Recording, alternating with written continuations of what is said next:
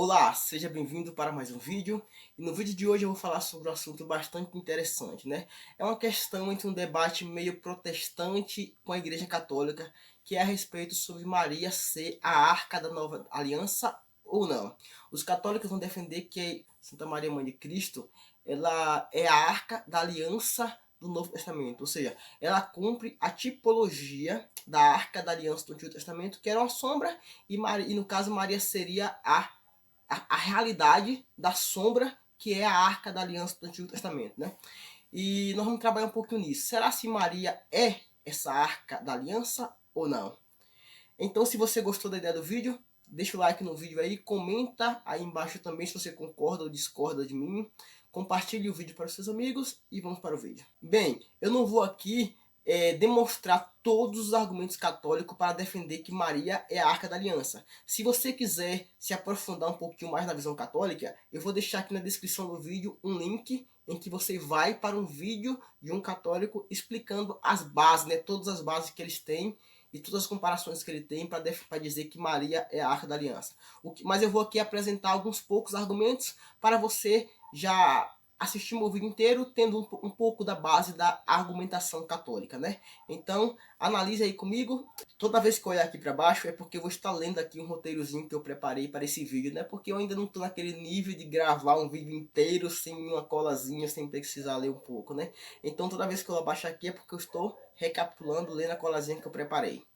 Então vamos analisar aqui o primeiro argumento católico para defender que Maria é a arca da aliança. Primeiro eles vão fazer uma comparação entre 2 Samuel capítulo 7, versículo 18 e Lucas capítulo 1, versículo 39 a 45, que é a questão de Davi dançar na presença da arca da aliança, lá em 2 Samuel, e João Batista ele vai se estremecer ali quando Maria chega na presença, na casa de Isabel, né? Assim que Maria fala, o texto fala que quando chegou a palavra aos ouvidos de Isabel, João Batista ali sentindo a presença do Senhor, ele estremeceu. Aí faz uma comparação entre a dança de Davi na presença da Arca da Aliança e de João Batista na presença de Maria e de Cristo, vai dizer que Maria é a Arca da Aliança, porque as coisas são semelhantes, né? O segundo argumento vai ser entre 2 Samuel capítulo 6, versículo 11 e Lucas capítulo 1, versículo 56 e 57, né? Que vai falar que a arca passou 3 meses na casa de Obed-Edom e também Maria passou 3 meses na casa de Isabel. Quando a arca saiu da casa de Obed-Edom, Obed-Edom e sua família foi abençoada. Quando Jesus Cristo, né, quando Maria saiu da casa de Isabel, quer dizer que aí, de seguida, Isabel foi abençoada com o nascimento de João Batista. Aí eles fazem também essa comparação aí entre 3 meses e 3 meses, bênção e bênção, né? O terceiro argumento vai falar sobre a semelhança também entre Davi e Isabel, né? Aí eles vão comparar o que Davi fala, né, quando a arca da aliança chega em sua casa, né? Como entrará a arca do Senhor em minha casa? De modo semelhante, quando chega a Virgem Maria na casa de Isabel, Isabel fala, né? Como posso merecer que a mãe do meu Senhor me venha visitar? Então eles fazem também essa analogia entre a arca e Maria. Se bem que essa argumentação aqui não faz sentido, não faz muito sentido, né? Porque se de fato Isabel tivesse recebendo Maria como a arca, ela não falaria a mãe do meu Senhor, falaria a arca da nova aliança, ou a arca do meu Senhor, mas isso ela não fala, né? Ela fala a mãe do meu Senhor, que é realmente o que Maria é. Então fica mais ou menos assim a argumentação católica. Eles também vão argumentar lá em Apocalipse capítulo 11, versículo 19 e capítulo 12, versículo 1. Aí eles vão dizer que João, quando escreveu o texto, não faz essa separação desses versículos, né? Lá em Apocalipse capítulo 11, versículo 19, aparece a arca da aliança no santuário de Deus, e em seguida, no capítulo 12, versículo 1, é visto a mulher vestida de sol com a lua debaixo dos pés. Aí eles vão dizer que como não tem separação, é texto contínuo no original, essa arca da aliança que apareceu ali é também a mulher vestida de sol com a lua debaixo dos pés, né? Aí vai dizer que não existe separação ali nos originais, e vai dizer que a arca é aquela mulher e que aquela mulher é Maria, né? Também é uma comparação interessante e um argumento interessante da fé católica em defesa de Maria ser a arca da nova aliança. Mas vamos lá, eu dei uma resumida aqui na argumentação católica. Se você quiser se aprofundar mais sobre isso, vá no link na descrição, clique no vídeo e veja logo mais. Mas aqui eu só dei uma ilustração, uma base para você entender um pouquinho da minha argumentação. Mas vamos lá. Para a gente entender de fato o que é a Arca da Aliança do Novo Testamento, a gente precisa entender o contexto e o que era a Arca da Aliança no Antigo Testamento. Lá no livro de Êxodo, no capítulo 25, no versículo 40, vai dizer assim: Vê, pois, que tudo façais segundo o modelo que te foi mostrado no monte. Aqui Deus fala para Moisés que Moisés vai fazer todo o santuário, todo o tabernáculo, seguindo o modelo que foi mostrado a ele no monte. Agora veja o que diz Hebreus capítulo 8, versículo 5. Hebreus capítulo 8, versículo 5 vai dizer assim, ó: os quais ministram em figura e sombra das coisas celestes.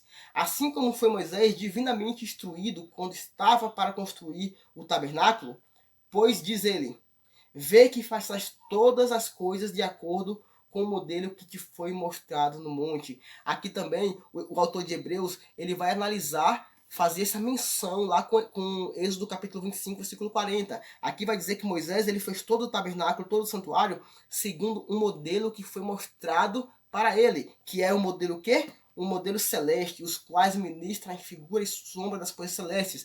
Então a gente vai entender que todo o tabernáculo, todo o santuário, Moisés fez seguindo um modelo que foi mostrado de antemão para ele no monte. E esse modelo que foi mostrado para ele no monte é um modelo celestial. Então a gente deve entender que o santuário terrestre é uma figura, é uma sombra do santuário celestial. A realidade do santuário terrestre é o santuário celestial. Isso vai nos ajudar a entender o que de verdade é a Arca do Novo Testamento. Assim como todo o santuário e o tabernáculo é uma sombra, é uma miniatura do que foi mostrado a Moisés no monte, e essa miniatura que foi mostrada no monte é uma figura do santuário celestial.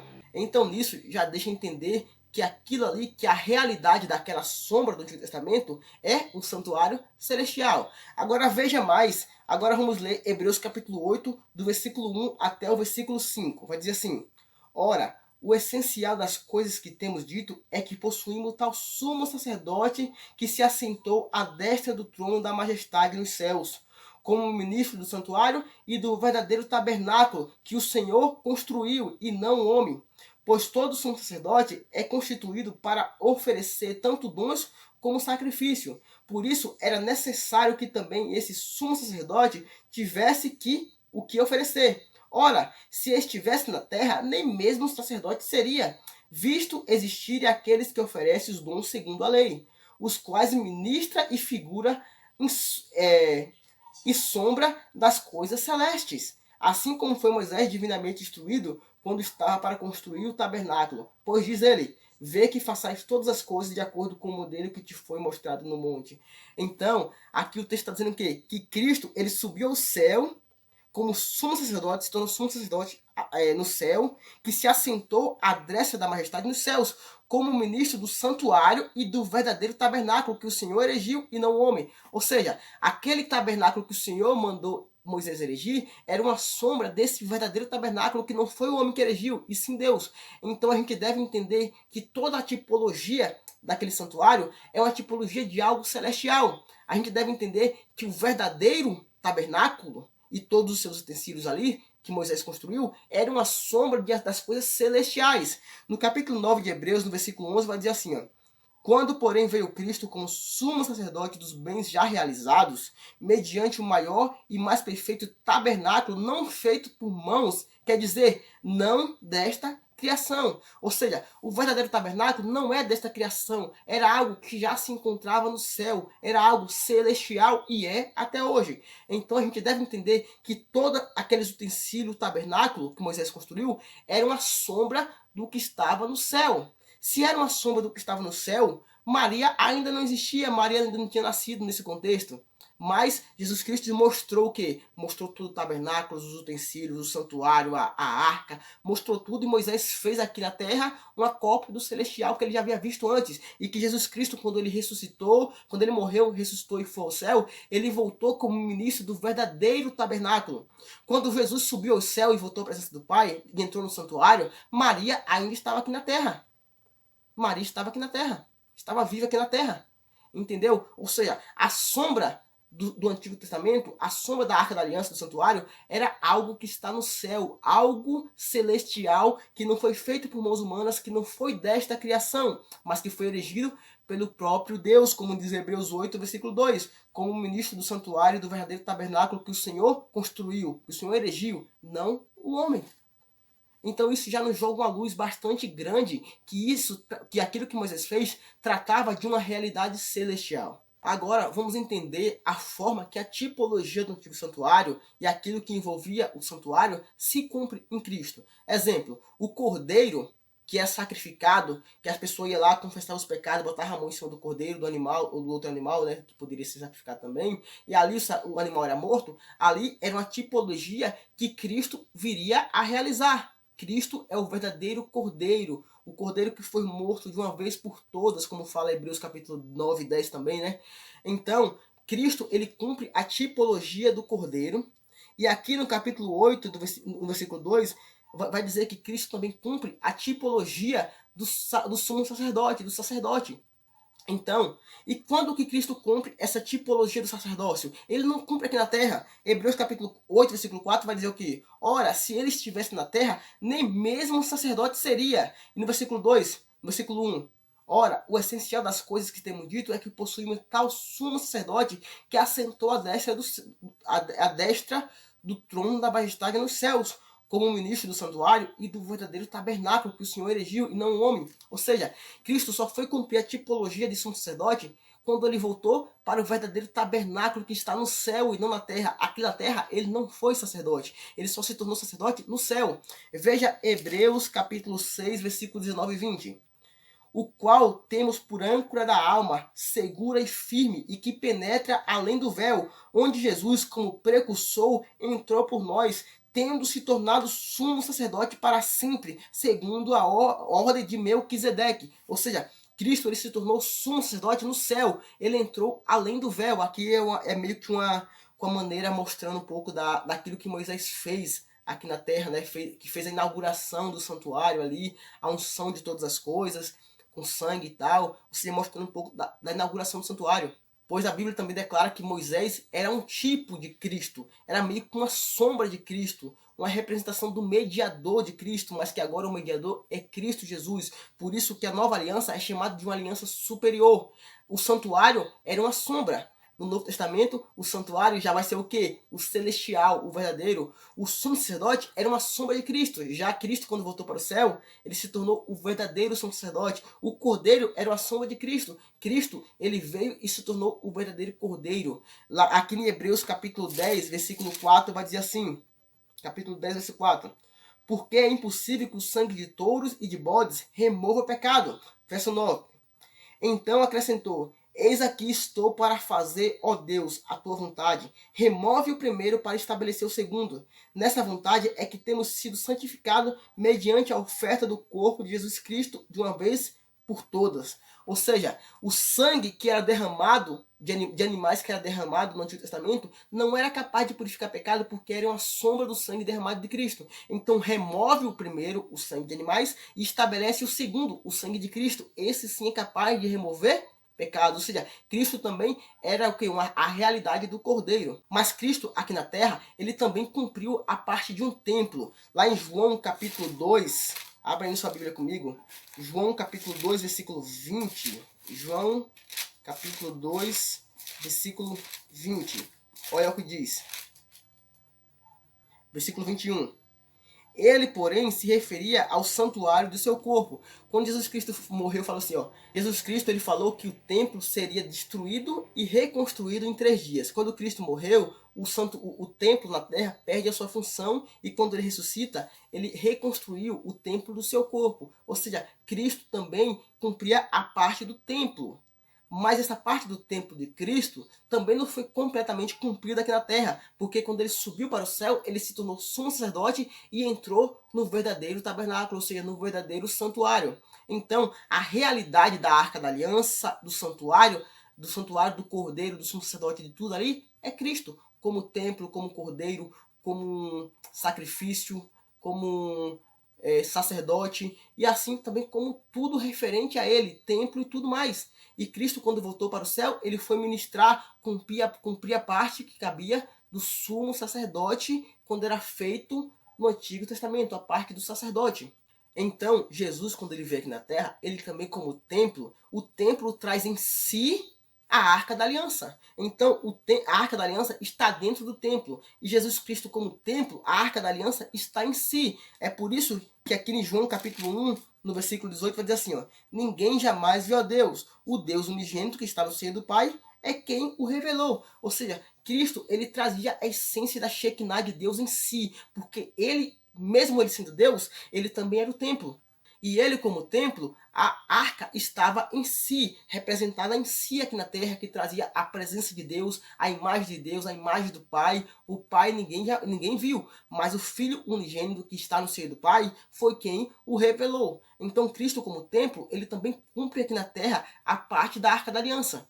Mas quando ele volta para o céu, vemos que temos um santuário, o verdadeiro tabernáculo que o Senhor construiu e não o homem. E ali está o modelo que foi mostrado a Moisés no monte. Então Moisés ele construiu um modelo daquela arca, daquele tabernáculo do céu, ali como uma sombra, como uma miniatura, como uma tipologia, mas o santuário celestial continuou no santuário celestial. A verdadeira arca da aliança continuou no santuário celestial. Isso, aquele modelo que Moisés viu, né? Ou seja, tudo aquilo ali, o santuário, todo o templo, continuou no santuário celestial. Jesus Cristo veio, cumpriu o seu objetivo como cordeiro, se entregou, morreu de uma vez por todas.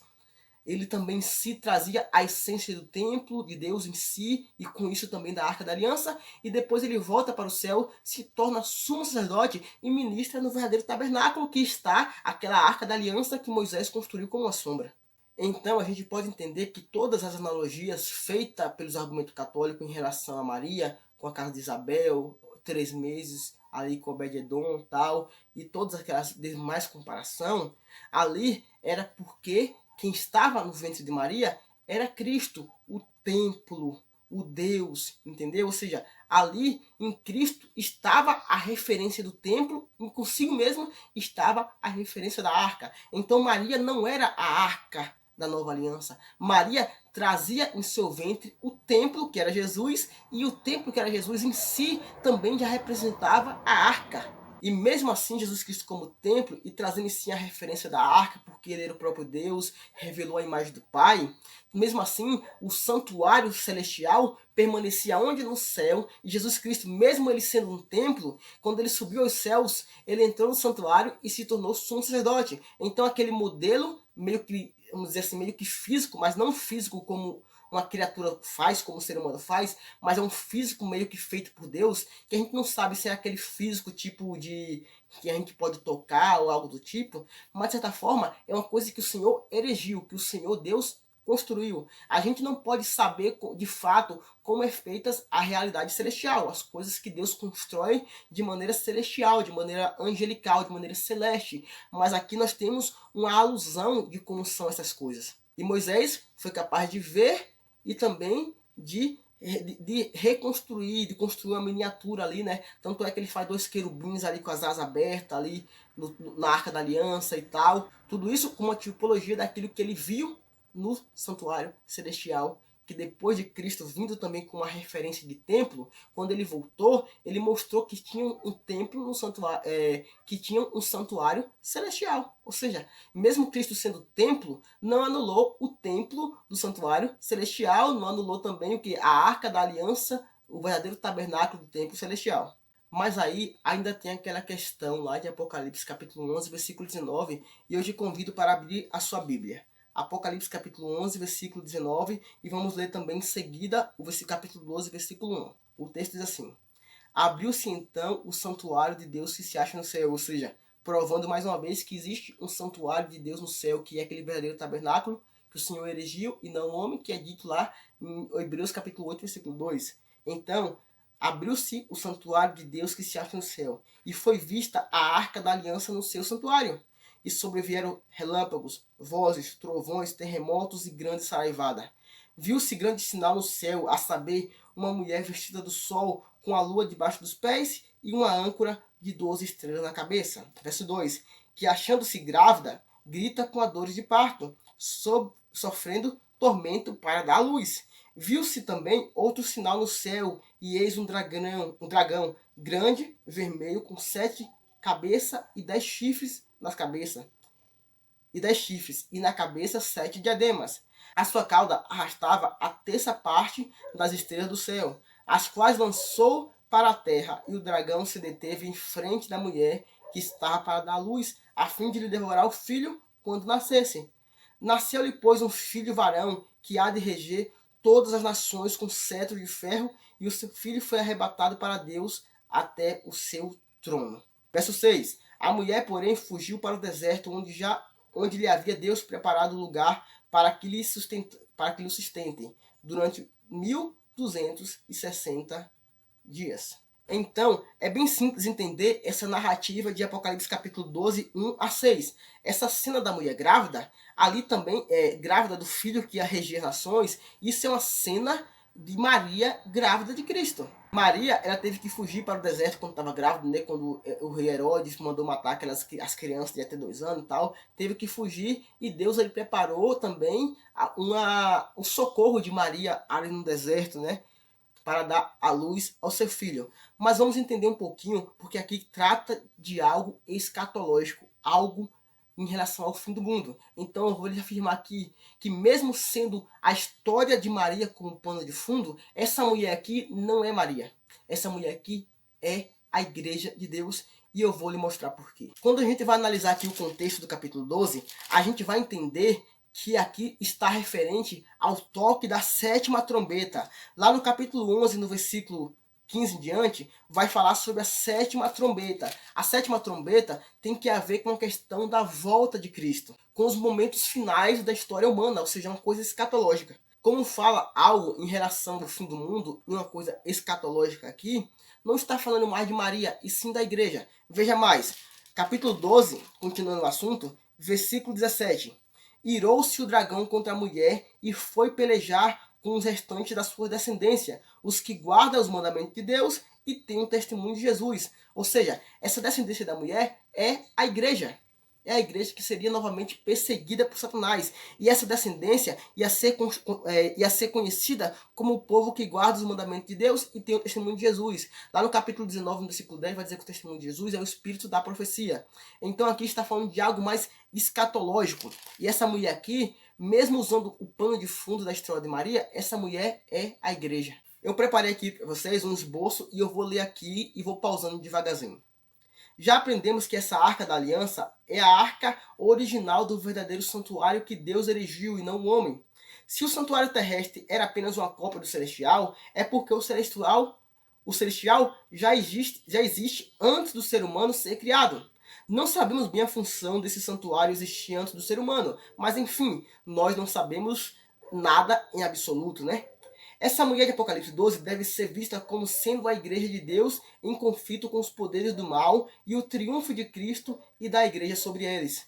O cenário muda desde Apocalipse capítulo 19 para o capítulo 11, verso 19, para o capítulo 12, 1. Antes a cena era do santuário celestial, em especial significando a parte santíssima do santuário, visto que a arca da aliança ficava no santíssimo da terra. Agora a cena é no céu, usando como pontos o Sol e a Lua, que fazem parte do céu atmosférico do sistema solar. Essa mulher é a igreja triunfante de Cristo, pois está coberta de Sol, e o Sol também é o símbolo de Cristo. Podemos entender que a Lua é a parte tipológica da história humana referente ao Antigo Testamento, pois a Lua não tem luz própria, mas reflete a luz do Sol. Mas que no Novo Testamento o Sol é revelado, o próprio Cristo. E o foco agora é a aliança superior, feita não mais pelo sangue de Cordeiro, e sim do próprio Cristo. Essa mulher estava grávida e deu à luz ao filho. Esse filho é Cristo. Nesse contexto, o foco da mãe não é Maria. Veja por quê. Nesse contexto, João está usando a história de Maria como pano de fundo para revelar o futuro da igreja. Por isso no verso 17 diz, né? Ou seja, vamos ler novamente o versículo 17, que diz assim: irou-se o dragão contra a mulher e foi pelejar com o restante da sua descendência, o que guarda os mandamentos de Deus e tem o testemunho de Jesus. Ou seja, esse restante já é visto como um povo que guarda o mandamento de Deus e tem o testemunho de Jesus. O que deve ter o testemunho de Jesus? Ou seja, a igreja. O que deve obedecer o testemunho de Jesus? A igreja. O que deve obedecer os mandamentos de Deus? A igreja. A história real de Maria já tinha acontecido, mas o foco aqui é a igreja.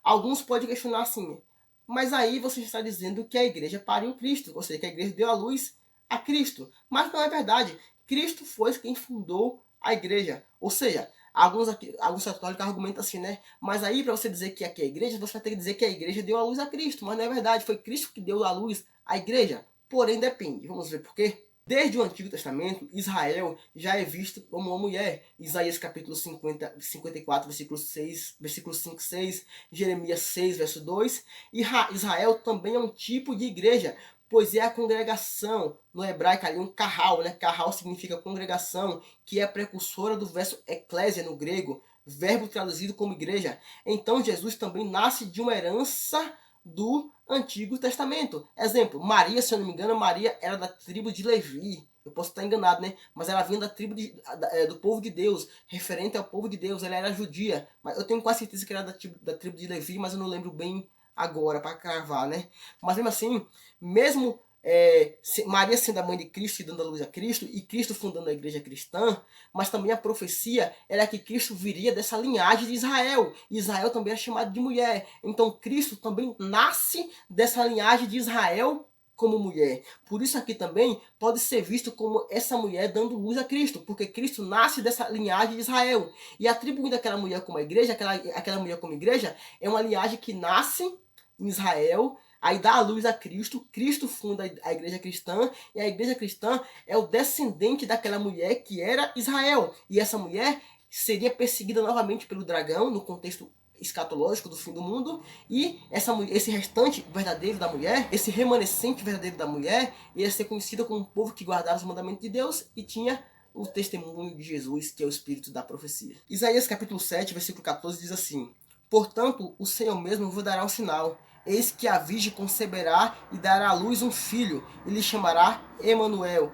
Ou seja, mostrando que essa mulher que daria à luz ao filho vinha da linhagem de Israel. Ou seja, Israel também faz parte com a linhagem que nasce o Cristo. Então, tirando o contexto literal de Maria do foco, Cristo também nasce da linhagem da mulher que era Israel. Como o acontecimento histórico do nascimento de Jesus já tinha acontecido, Jesus já estava no céu. O foco é o descendente da mulher, ou seja, da igreja que seria perseguida novamente pelo inimigo. E esse remanescente da mulher, ou seja, da igreja, guarda os mandamentos de Deus e tem o testemunho de Jesus, que é o espírito da profecia. Pregação no Antigo Testamento, né? Isaías 54, versículos 5 e 6, Jeremias capítulo 6, versículos 2 e 3. E quando a igreja é apóstata, ou seja, quando a igreja desobedece a Deus e se apostata, é comparada a uma mulher corrompida. Jeremias 3:20, Ezequiel 23, versículo 2 a 4. E a mesma figura ocorre no Novo Testamento. 2 Coríntios capítulo 11, versículo 2, Efésios capítulo 5, versículo 25 a 32. E para a mulher corrompida, né, para a igreja corrompida, Apocalipse capítulo 17, versículo 1 a 3, é aquela meretriz, que basicamente seria uma mulher, ou seja, uma igreja meio que corrompida, que começou a embebedar as nações, tal. Tem a ver também com aquele poder que daria, que viria a marca da besta lá em Apocalipse 13 e tudo mais. Ou seja, a gente vê que quando o assunto é a tipologia do Antigo Santuário, todas as coisas é apontada diretamente para Cristo. Mas você não vê nada referente de maneira tipológica do Antigo Santuário referente a Maria. Essas analogias ali são feitas analogia pela presença do templo que é Cristo no ventre de Maria. Então Maria, ela foi escolhida não para ser a Arca da Aliança, mas para ser a bem-aventurada, a santa que daria a luz que traria o templo, que era Jesus ali, o verbo encarnado, o templo encarnado, Deus encarnado, e aquele mesmo Deus encarnado que era referente ao templo, que era o próprio corpo, também cumpriria toda a tipologia do santuário. Então Maria, ela foi uma santa escolhida não para ser a Arca da Aliança, mas para trazer o templo, o Deus, para a terra. Ou seja, isso não diminui em nada a obra que Maria fez. Maria, obviamente, é uma mulher que deve ter o seu nome bem-aventurado sobre todas as outras mulheres, porque foi um ente santo de Deus, um ente que foi escolhido para dar à luz ao nosso Salvador. Entendeu? Mas não é por isso que a gente também vai atribuir certa tipologia a Maria que não é de se atribuir, que sempre é atribuída a Cristo e não a ela. Mas isso não diminui nada a pessoa santa e incrível que foi Maria, a mãe do nosso Senhor Jesus Cristo. Então, espero que você tenha gostado dessa minha explanação, dessa minha explicação. Que Deus te abençoe. Se você gostou do vídeo, deixa o like, compartilhe. Se você discordou ou concordou comigo, pode comentar aí embaixo, eu vou ler o seu comentário com bastante atenção, desde que seja com respeito e educação. Se tiver comentários ofensivos, eu irei apagar, né? Mas que Deus te abençoe e até o próximo vídeo. E antes, se você quer que eu comente ponto a ponto, talvez, de todos os argumentos usados para defender Maria, para defender não, né, para dizer que Maria é a Arca da Aliança, comenta aí embaixo também, se tiver muitos pedidos, eu farei esse vídeo. Se não, eu continuarei com outros assuntos a mais. Que Deus te abençoe. Se inscreve no canal se você não for inscrito, né? Compartilha o link, deixa o like e até o próximo vídeo.